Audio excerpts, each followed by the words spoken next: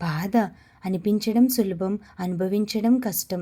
ఎలా అంటారా? ఉదాహరణకి అయోధ్యలో మహారాణిలా రామయ్యతో కలిసి బ్రతకాల్సిన సీతమ్మ లంకాపట్టణంలో ఎన్ని బాధలు పడిందో కదా అని మన మనస్సుకు అనిపించడం చాలా సులభం.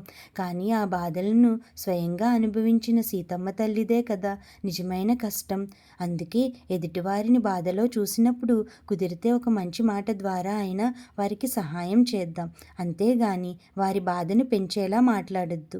ఎందుకంటే ఆంజనేయ స్వామి సీతమ్మతో రామయ్య నీ కోసం వస్తారమ్మా అని చెప్పిన ఆ మాట అన్ని కష్టాల్లో ఉన్న ఆ తల్లికి బ్రతుకుపై కొత్త ఆశను కలిగించింది. అలాగే ఎవరికి తెలుసు, మంచి మనస్సుతో మనం చెప్పే ఒక మంచి మాట ఎవరి జీవితంలో కొత్త వెలుగుని, ధైర్యాన్ని నింపుతుందో. జై శ్రీరామ్. నేటి ప్రశ్న: ఆంజనేయ స్వామి లంకాపట్టణంలోనికి ప్రవేశించకుండా అడ్డుకున్న రాక్షసి పేరు ఏమిటి?